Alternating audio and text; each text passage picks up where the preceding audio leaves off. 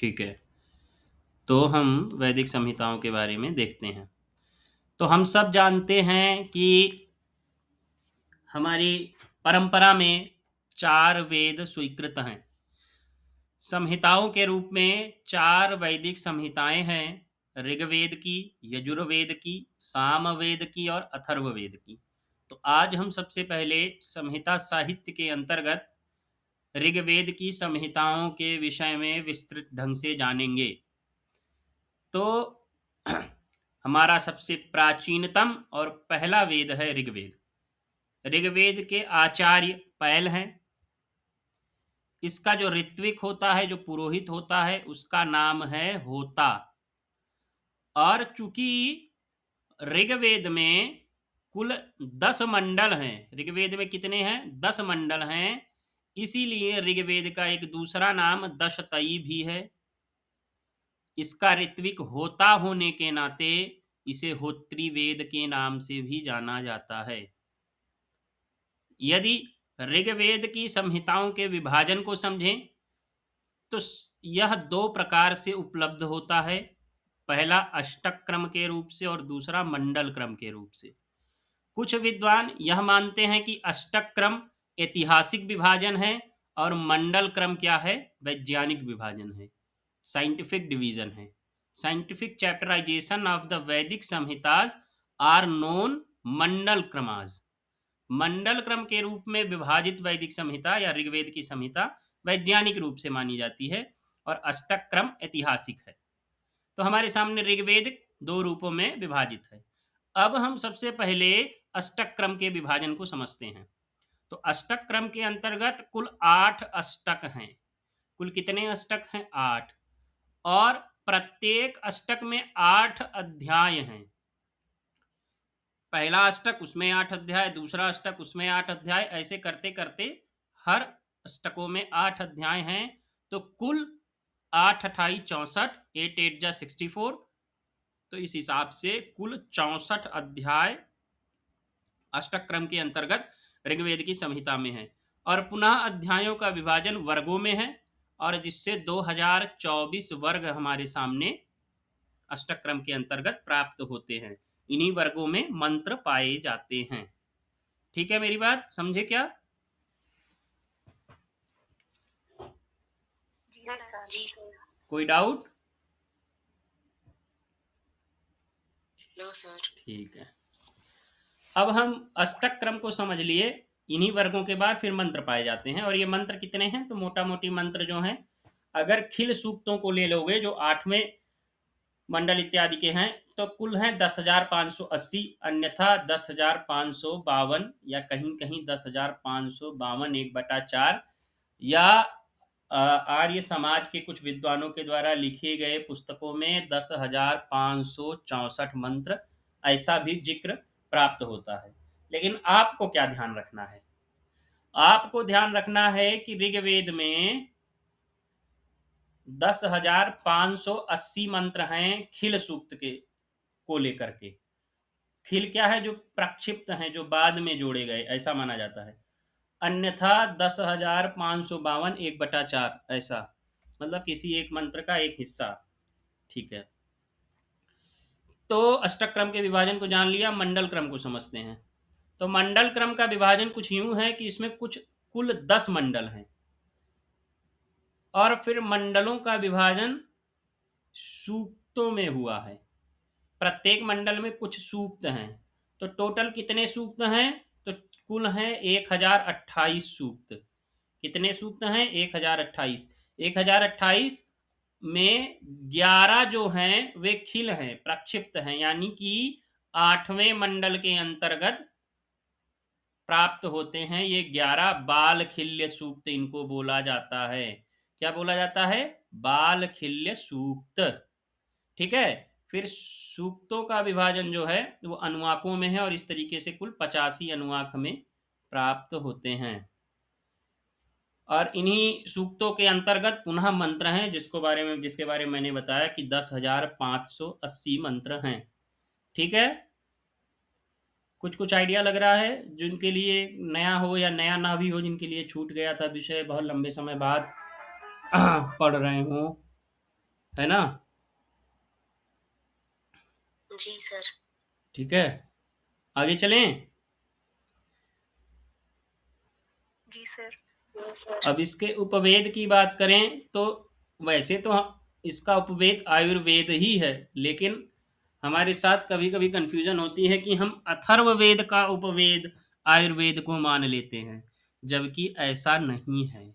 वस्तुतः आयुर्वेद ऋग्वेद का ही उपवेद है। ठीक है, ये बात जो भी लोग जानते हैं और नहीं जानते हैं वे सब के सब अपने दिमाग में रख लें कि ऋग्वेद का उपवेद आयुर्वेद है। ठीक है, यजुर्वेद का गांधर्व वेद है, वो सब अभी आगे आएगा तो हम पढ़ेंगे। ठीक, चलो। अब इसके उत्पत्ति देवता अग्नि है, बस नाम रख लो, ध्यान रख लो, है ना? परीक्षा में पूछता है, बाकी ऐसा कुछ विशेष नहीं है इसमें। इसमें वाक तत्व का संकलन है, ये सब पेपर में आता नहीं है, बहुत मति मारी रहे तो और भाग्य खराब हो तो आ जाए। वाक तत्व इत्यादि का संकलन है। अब हम जिस रूप में आज वैदिक संहिता हमें प्राप्त होती है वो है मंडल क्रम। तो उस मंडल क्रम के विभाजन को विस्तृत ढंग से जानते हैं। ठीक है, विस्तृत ढंग से हम इस मंडल क्रम के विभाजन को समझते हैं। अब यह जो मंडल क्रम है इसमें कुल हमने बताया 10 मंडल हैं। पहला मंडल, दूसरा मंडल, तीसरा मंडल, चौथा, पांचवा, छठा, सातवां, आठवां, नौवां और 10वां। इसमें से जो दूसरे से सातवां मंडल है, यानी कुल 6 मंडल, यानी कि कुल 6 मंडल, दूसरा, तीसरा, चौथा, पांचवा, छठा और सातवां। ठीक है, ये जो हैं इन्हें क्या माना जाता है? वंश मंडल के रूप में जाना जाता है। दूसरा, तीसरा, चौथा, पांचवा, छठा और सातवां ये मंडल वंश मंडल के रूप में जाने जाते हैं। ध्यान रख लेना मेरी बात, वंश मंडल के रूप में जाने जाते हैं। क्यों? क्योंकि इन मंडलों में आए हुए मंत्र तय हैं कि इन्हीं इन्हीं ऋषियों से संबद्ध होंगे।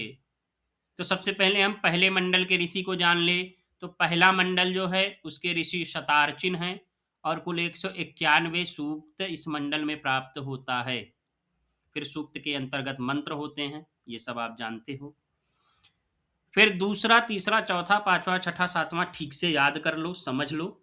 दूसरे मंडल के ऋषि हैं गृत समद, कुल 43 सूक्त हैं। इस 43 सूक्त में आने वाले जितने भी मंत्र हैं उन सब के ऋषि गृत समद ही होंगे, कोई दूसरा नहीं होगा। ऐसे ही तीसरे मंडल के ऋषि हैं विश्वामित्र, कुल 62 सूक्त हैं उसमें, और इन 62 सूक्तों में आए हुए मंत्रों के अंतर्गत जितने भी मंत्र हैं सबके ऋषि विश्वामित्र ही होंगे। ऐसे ही चौथे मंडल के वामदेव, 58 सूक्त है चौथे मंडल में। पांचवें मंडल के ऋषि हैं अत्रि, कुल 87 सूक्त हैं। छठे मंडल के भारद्वाज, कुल 75 सूक्त है। सातवें मंडल के वशिष्ठ, कुल 104 सूक्त हैं। और इस तरीके से दूसरा, तीसरा, चौथा, पांचवा, छठवां और सातवां मंडल वंश मंडल के रूप में प्रसिद्ध है। और इस तरीके से हमने उनके ऋषियों के बारे में जान लिया। ठीक है, अब एक बार नाम सुन लो, कैसे याद कर लेना है, जैसे भी बस रट मारो। गृत समद, विश्वामित्र, वामदेव, अत्रि, भारद्वाज, वशिष्ठ। गृत समद, विश्वामित्र, वामदेव, अत्रि, भारद्वाज, वशिष्ठ। इतना आपको याद होना चाहिए। ठीक है, किसको किसको याद है? हैंड रेज करो जल्दी से, 3 सेकंड में। अभी तक 3 ही लोगों को याद है। अच्छा, बाकी लोगों को याद करना पड़ेगा। सोनम जी को भी याद है, ठीक है, बाकी लोग भी याद करिएगा। ठीक है, इस अब बार ये क्वेश्चन था। अच्छा, कहाँ से आया था पूजा जी? इसमें से कुछ 6 तक पता नहीं 7 तक दिए हुए थे और ऊपर नीचे थे तो उनको अच्छा, सही में मिलान लगाना आया था। होगा। क्रम में लगाना था। क्रम में लगाना था। जी सर, इनके मंत्र दे दिए थे और उनको क्रम से लगाना था। अच्छा, मंत्र भी दे दिया था? नहीं सर, ये नाम दिए थे। समत विश्वामित्र वामदेव ऐसे करके 5-6 नाम थे, उनको क्रम से लगाना था। हाँ हाँ हाँ, समझ गया। हाँ, ऑर्डर सिस्टम में, असेंडिंग ऑर्डर में। ठीक ठीक, बढ़िया। तो पूजा जी ने तो सही किया होगा। जी सर।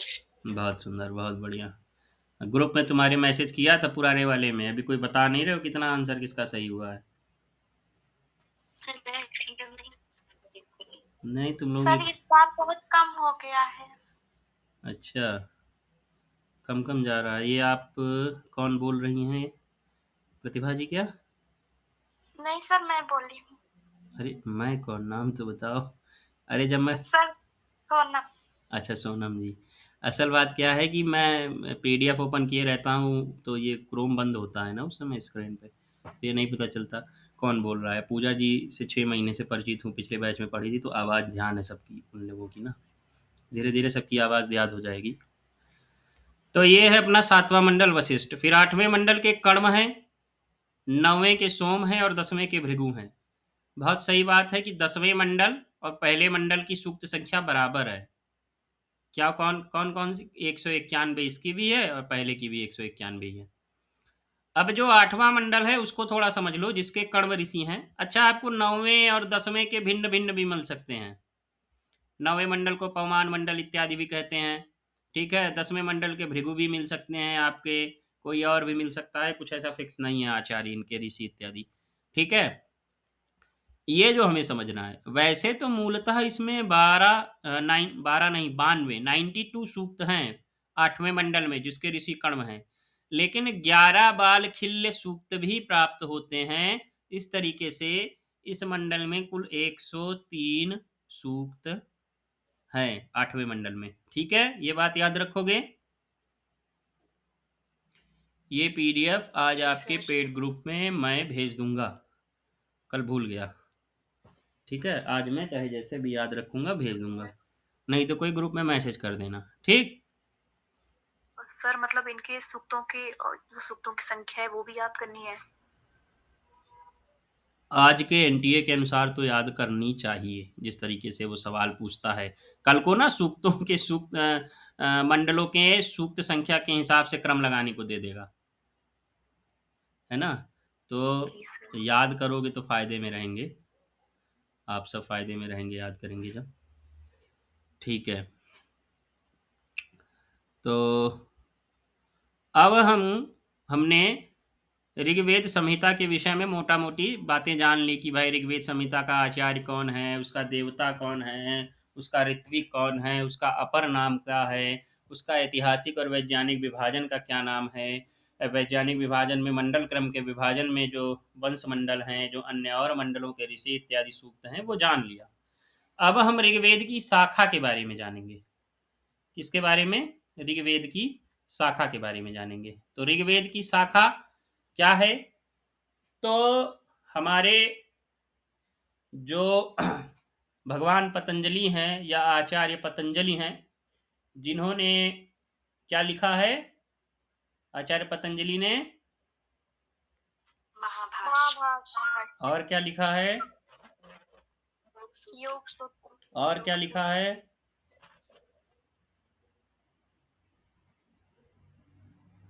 जाम्बव तीजय किसका है? पाणिनि का कि इनका? हाँ, पाणिनि का है ये। अच्छा जामवत के पीछे। अच्छा। इनकी भी एक सर रचना है, आयुर्वेद। काव्य महाकाव्य नाटक करके कुछ कोई है, ठीक है। चलो, जब पतंजलि के बारे में विशेष रूप से पढ़ेंगे व्याकरण वाले यूनिट में, तब वहां जानेंगे।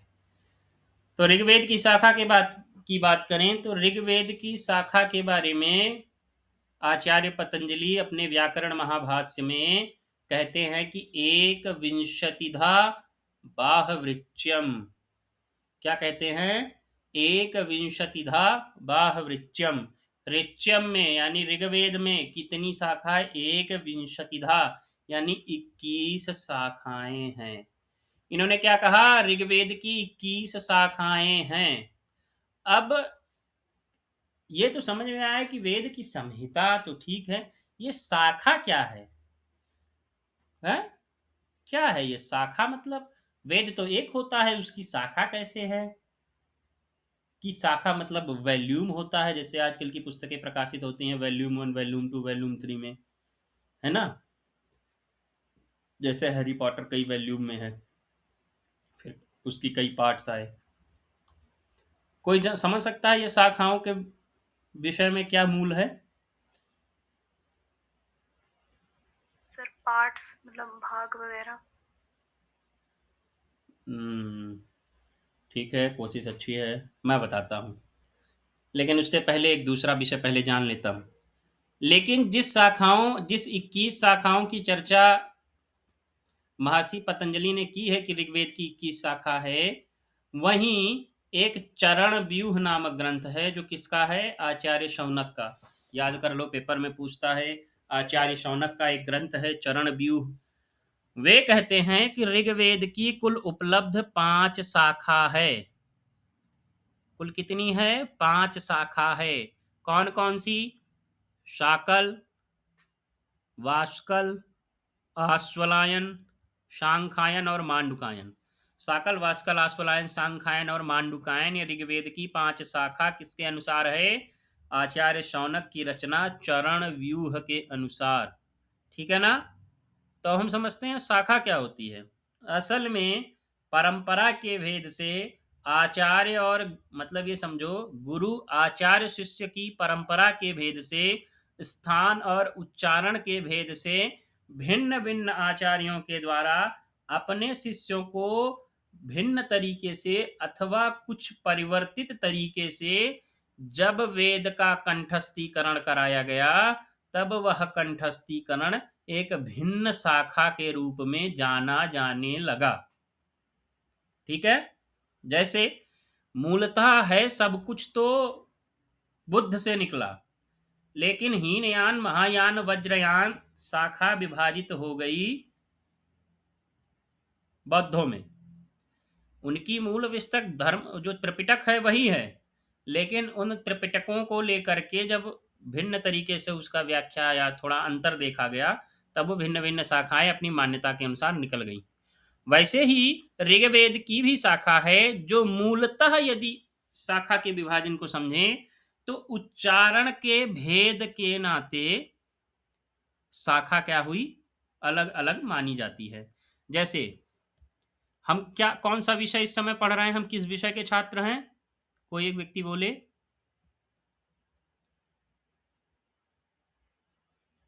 नहीं पता? हम लोग तो संस्कृत। संस्कृत। हाँ। अब जैसे किसी ने संस्कृत कहा, लेकिन आपने कभी ध्यान दिया हो मेरे मुख से आदतन संस्कृत निकलता है, मैं ना की जगह माँ बोलता हूँ, या पुमलिंग बोलूंगा, जिसको लोग पुल्लिंग बोलते हैं, वो मेरे मुख से पुमलिंग निकलता है। ठीक है? तो ये उच्चारण का भेद आ गया। दोनों के व्याकरण से सही ठहराया जा सकता है, गलत दोनों नहीं है, लेकिन उच्चारण का भेद आ गया। अब मान लो हमारे गुरुजी ने, उनकी शाखा जो थी संस्कृत पढ़ाने की थी और आप लोगों को संस्कृत पढ़ाने की थी, तो भिन्न भिन्न शाखा हो गई। बाकी और कोई अंतर नहीं है, पढ़ हम भाषा ही रहे हैं, देव भाषा ही रहे हैं। ठीक है? तो ये एक बेसिक डिफरेंस है।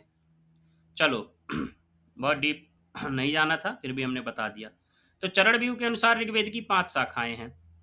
कौन कौन सी? आपको यही याद रखना है। 21 शाखा का कहीं जिक्र नहीं प्राप्त होगा, सिर्फ संख्या प्राप्त होगी कि महाभाष्य के अनुसार 21 शाखा है, किंतु चरण व्यू के अनुसार 5 शाखा है, यही ध्यान रखना है। तो शाकल, वास्कल, आश्वलायन, सांखायन, मांडुकायन। और मुझे पूरी उम्मीद है कि इस कक्षा में जितने भी लोग हैं उसमें से मैक्सिमम 90 to 95% लोगों को ये बात पता होगी और याद भी होगी। ठीक है? और अगर नहीं याद है तो आपको अपनी तैयारी को और दृढ़ता से करने की ज़रूरत है और खूब पढ़ने की ज़रूरत है। अब हमने क्या जान लिया? ऋग्वेद की शाखा के बारे में जान लिया। ठीक है? अब यही शाखाएं जो हैं संहिता के रूप में भी जानी जाती है। जैसे शाकल शाखा की क्या है? उसकी भी अपनी संहिता होगी, उसका भी अपना ब्राह्मण होगा, उसका भी अपना आरण्यक होगा, उसका भी उपनिषद होगा। वास्कल शाखा की भी संहिता होगी, ब्राह्मण होगा, आरण्यक होगा, उपनिषद होगा। ऐसे ही आश्वलायन, सांखायन, मांडुकायन की भी होगी। लेकिन वर्तमान में किसी एक शाखा की संहिता प्राप्त है, तो किसी दूसरे शाखा का उपनिषद प्राप्त है, किसी तीसरे शाखा का ब्राह्मण प्राप्त है, तो किसी अन्य शाखा का कुछ और, जैसे सूत्र ग्रंथ जो शुल्ब, गृह धर्म इत्यादि हैं, वे सब प्राप्त हैं। है ना? पूरा का पूरा किसी का प्राप्त अभी तक नहीं है। तो ऋग्वेद के ब्राह्मणों की बात करें तो ऋग्वेद के 2 ब्राह्मण हमें प्राप्त होते हैं। कौन कौन से? तो पहला है ऐतरेय ब्राह्मण और दूसरा है कौशितकी ब्राह्मण। कौशितकी ब्राह्मण जिसे सांख्यायन ब्राह्मण भी कहते हैं। तो इसको क्या कहते हैं? कौशितकी ब्राह्मण को सांख्यायन ब्राह्मण। क्यों? क्योंकि ये सांख्यायन शाखा का ब्राह्मण है। ठीक है, स्पष्ट हुआ? तो ऋग्वेद के 2 ब्राह्मण, ऐतरेय ब्राह्मण, कौशितकी जिसे सांख्यायन ब्राह्मण भी कहते हैं। ऋग्वेद के 2 आरण्यक है, ऐतरेय आरण्यक और सांख्यायन आरण्यक। फिर से वही 2 शाखाएं।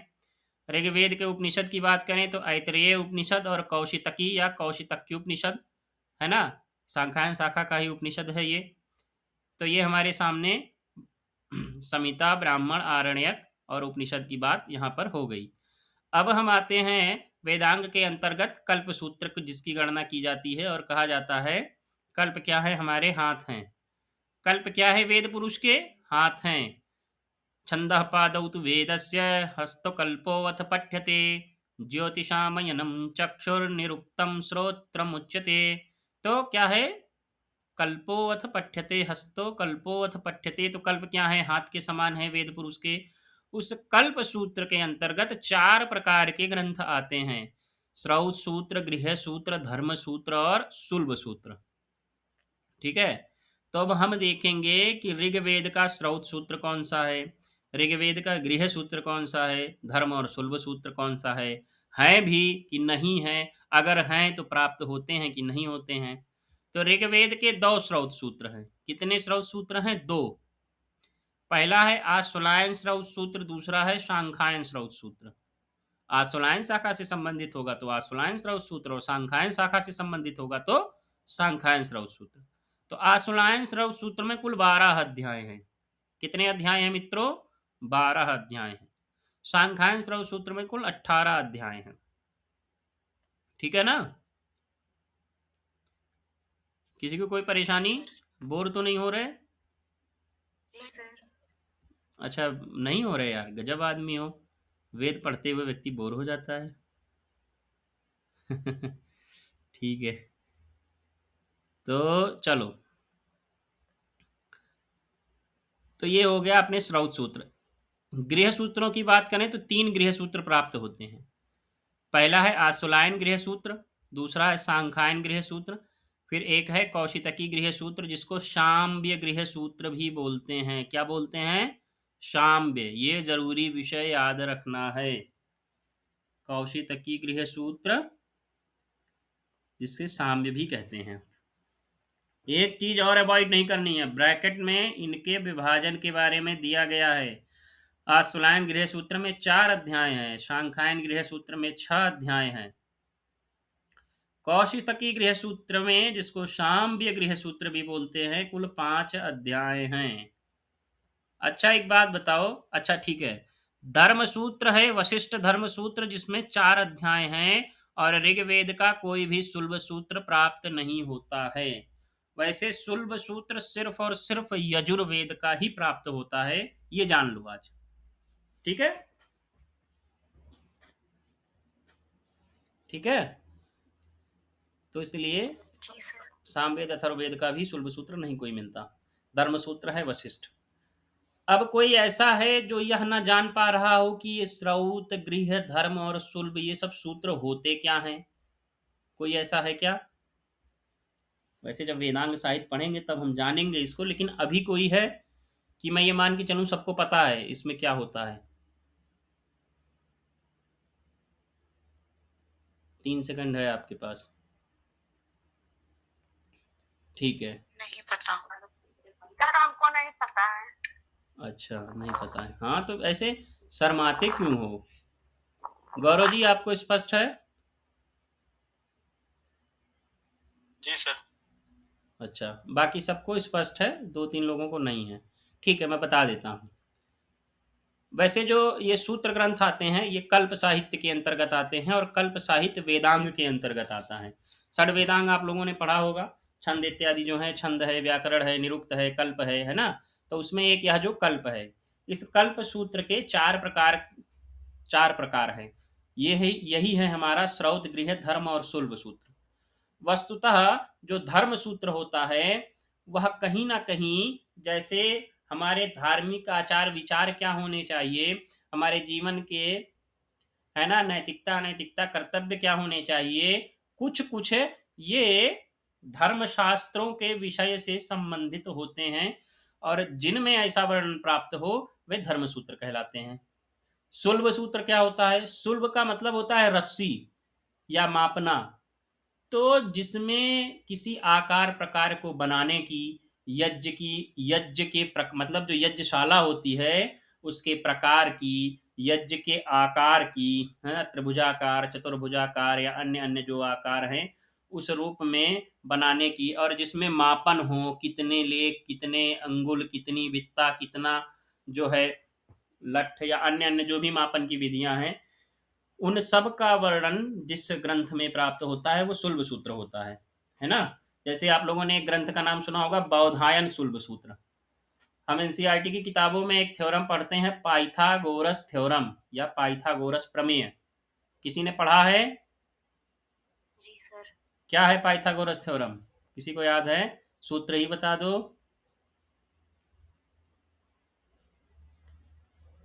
सब गणित पढ़े होगे 10वीं तक। कर्ण का वर्ग बराबर आधार का वर्ग धन लंब लंब का वर्ग, है ना। हिंदी में बता रहा हूं। कर्ण का वर्ग किसके बराबर होता है? कर्ण का वर्ग बराबर होता है आधार के वर्ग के और लंब के वर्ग के। तो इसको, पाइथागोरस थ्योरम को बौधायन शुल्ब सूत्र में हमें पहले से प्राप्त होता है। तो यानी कि ज्यामितीय गणना इसमें है। फिर एक है गृह सूत्र। तो गृह सूत्र बेसिकली नाम से स्पष्ट है, जिसमें गृह इत्यादि, पंच महायज्ञ इत्यादि गृहस्थों के विषय में जब नियम इत्यादि का वर्णन हो तो वह गृह सूत्र है। श्रौत सूत्र क्या है? श्रौत मतलब श्रोत्रिय कर्म, हमारे हमारे अनुष्ठान, कौन सा यज्ञ कैसे करना है, कौन से यज्ञ को करने की क्या विधि है, कौन से यज्ञ को करने में क्या विनियोग है, कौन से मंत्र का ब्राह्मण पाठ होना चाहिए, ये सब का वर्णन हमें श्रौत सूत्र में प्राप्त होता है। जैसे एक बहुत प्रसिद्ध ग्रंथ है कृष्ण यजुर्वेद का भारद्वाज श्रौत सूत्र, उसमें बताया गया है अग्नि को कितने कपाल, कपाल मतलब एक बर्तन को कहते हैं, कपाल मतलब किसी की खोपड़ी नहीं, मिट्टी का एक बर्तन, तो अष्ट कपाल अग्नि को देना है, एकादश कपाल इंद्र को देना है, द्वादश कपाल इंद्राणी को देना है, क्या? अन्न, धन धान्य, धन नहीं धान्य, ठीक है, यानी कोई अन्न इत्यादि। तो ये सब श्रौत सूत्र के अंतर्गत आता है, ठीक। और ये सब परीक्षा से संबंधित है इसलिए भी बता रहा हूँ, ठीक है। बाकी इसकी विस्तृत चर्चा वेदांग साहित्य में आगे होगी, अभी 10 दिन बाद होगी। 10 दिन तक अभी तो हम संहिता ही पढ़ेंगे। तो ये हमारा हो गया कल्प साहित्य। अब इसके प्रातिशाख ग्रंथ की बात करें तो ऋक् प्रातिशाख्य इसका ग्रंथ है। इसके रचयिता शौनक हैं। कुल 18 पटलों में विभक्त है और इसमें कुल 3 अध्याय हैं, यानी प्रत्येक अध्याय में 6 पटल हैं। प्रत्येक अध्याय में कितने पटल हैं? 6 पटल हैं। तो 6 त्रिक 18, कुल 18 पटल हैं ऋक् प्रातिशाख्य के, ठीक है। अब इसकी शिक्षा ग्रंथ की बात करें तो इसकी एक शिक्षा ग्रंथ है पाणिनीय शिक्षा, जिसकी हम पंक्तिशः एक एक श्लोक को पढ़ेंगे और जो हमारे पाठ्यक्रम में लगा भी है। और दूसरा है वशिष्ठ शिक्षा, इसको नहीं पढ़ेंगे, इसका बस नाम जान लो, पाठ्यक्रम में नहीं लगा है। तो ऋग्वेद के शिक्षा ग्रंथ हैं पाणिनीय शिक्षा और वशिष्ठ शिक्षा। इसका एक वशिष्ठ या वासिष्ठ नाम से धर्म सूत्र भी है, जो अभी हमने यहाँ पर, ये देखो यहाँ पर हमने जाना था, ठीक है ना। तो ये आपको याद रखना है, ठीक है।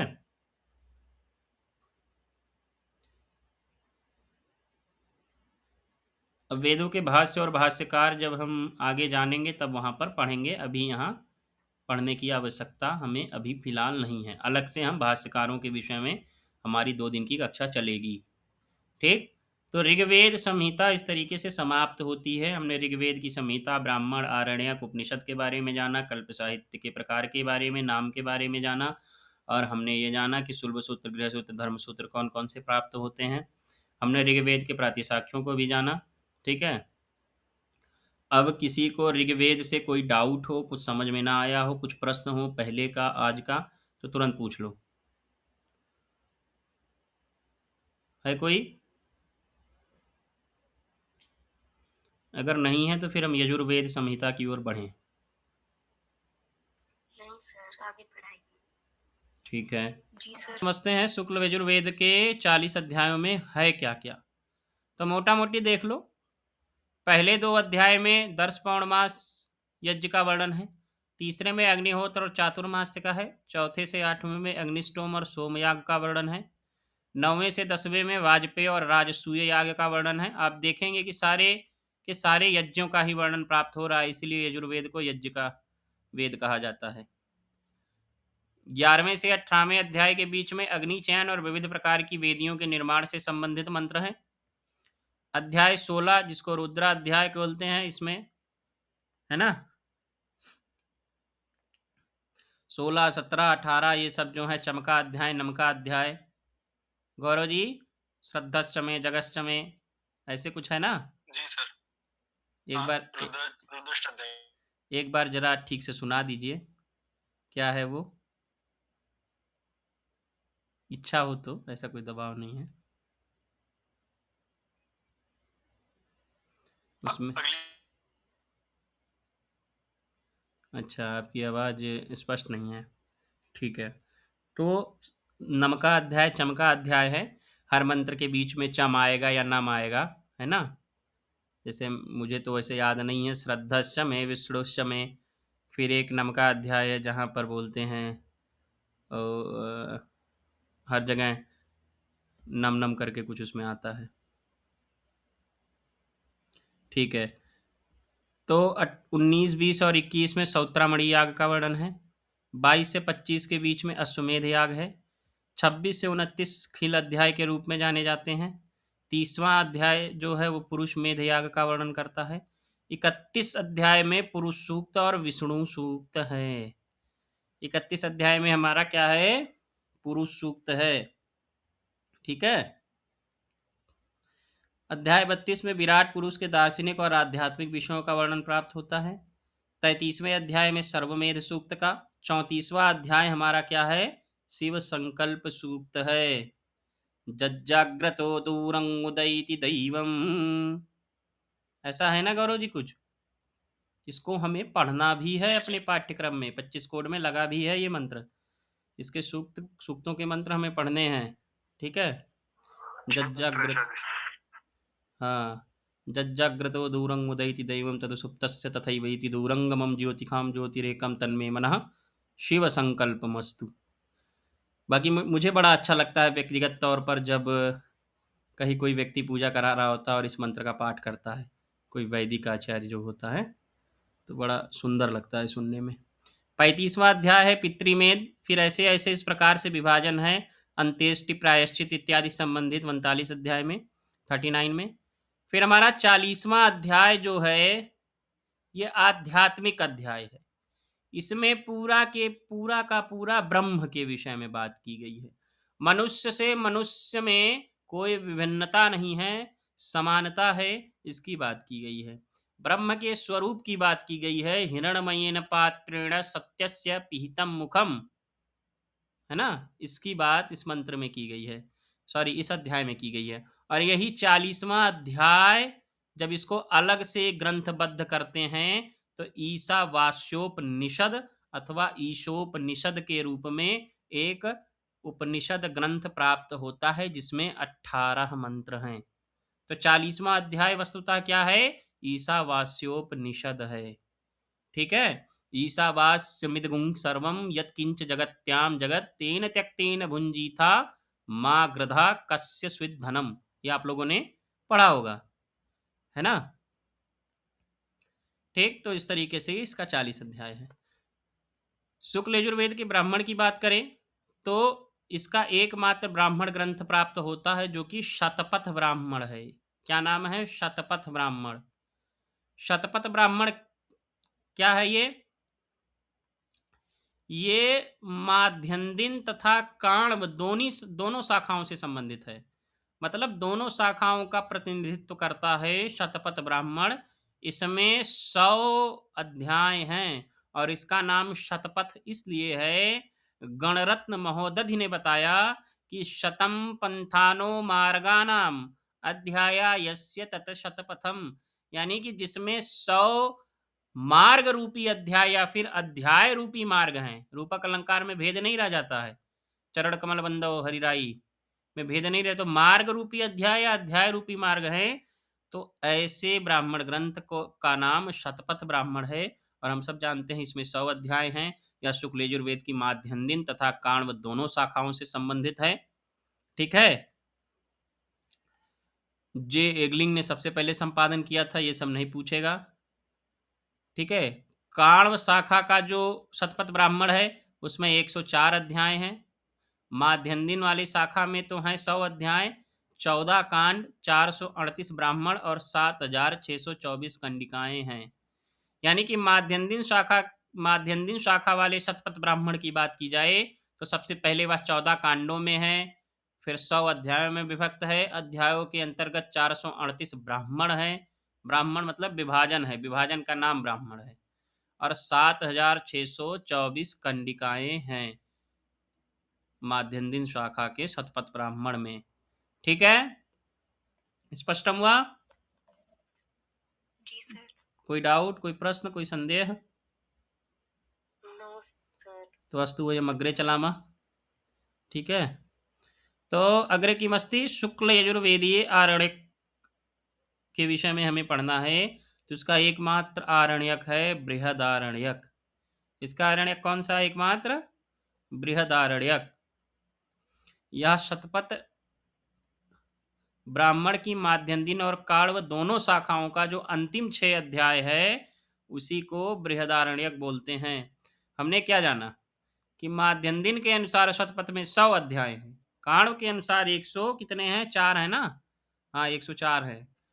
तो जो अंतिम 6 है यानी माध्यन्दिन का अंतिम 6 कौन सा होगा? 95, 96, 97, 98, 99 और 100। ये होगा किसका? माध्यन्दिन का। और काण्व का यदि हम समझे तो 99। 99, हाँ 99, 4 1 5 1 6। तो 99 to 104 तक जो चैप्टर्स हैं वही अलग से बृहदारण्यक के रूप में, मतलब आरण्यक के रूप में जाने जाते हैं। वही शतपथ ब्राह्मण का अंतिम 6 अध्याय बृहद आरण्यक के रूप में जाना जाता है। जैसे कि शुक्ल यजुर्वेद का 40वां अध्याय ईशावास्योपनिषद के नाम से जाना जाता है, वैसे ही शतपथ ब्राह्मण के अंतिम 6 अध्याय बृहद आरण्यक उपनिषद के नाम से जाने जाते हैं। स्पष्टम? ठीक है। ऑटो विटलिंक ने इसका प्रकाशन किया था 1889 में। बहुत विशेष ध्यान देने की जरूरत नहीं है। तो ये हमने आरण्यक जान लिया। अब हमें जो जानना है वो क्या है? वो है शुक्ल यजुर्वेद का उपनिषद। तो हमारे सामने कुल 2 उपनिषद हैं, प्राप्त 2 उपनिषद हैं। पहला है ईशावास्योपनिषद, शुक्ल यजुर्वेद का 40वां अध्याय, और दूसरा है बृहदारण्यक उपनिषद। बृहदारण्यक उपनिषद वस्तुतः क्या है? बृहद आरण्यक का ही भाग है। इसी आरण्यक ग्रंथ का ही कुछ हिस्सा क्या कहलाता है? बृहद आरण्यक उपनिषद कहलाता है। ठीक है। आरण्यक ग्रंथ वे होते हैं जो वानप्रस्थियों के लिए अथवा वनों में रहने वालों के लिए धर्म इत्यादि के आचरण का, यज्ञ इत्यादि की विधियों का तथा गान इत्यादि का, ऊहगान उह्यगान इत्यादि का निरूपण करते हैं। वे सब आरण्यक कहलाते हैं। उपनिषद आध्यात्मिक ज्ञान के भंडार से ओतप्रोत होते हैं। सृष्टि की उत्पत्ति का, सृष्टि के निर्माण का क्या कारण है, मैं कौन हूँ, कैसे हूँ, मेरा कर्तव्य क्या है, आत्मा परमात्मा परब्रह्म क्या है, इन सब का विवेचन हमें उपनिषदों में प्राप्त होता है। संहिताओं में मंत्रों का संकलन होता है, इसलिए उन्हें संहिता बोलते हैं। ठीक है, ये मोटा मोटी मैं आपको बता देता हूँ। अब यजुर्वेद का ऋत्विक कौन है? अध्वर्यु है। ठीक है, ये बात हमने जान ली। यजुर्वेद के ऋत्विक को क्या बोलते हैं? अध्वर्यु ही तो बोलते हैं। और अध्वर्यु के नाते ही इस यजुर्वेद का एक अपर नाम भी है। कुछ बताएगा क्या? संपादन करता। संपादन करता? अरे वेद का अपर नाम बताओ। जैसे होता की वजह से होत्री वेद बोलते हैं, है ना? वैसे अध्वर्यु की वजह से क्या बोलना चाहिए? किसी को ध्यान आ रहा है? चलो तब कॉपी में लिखो।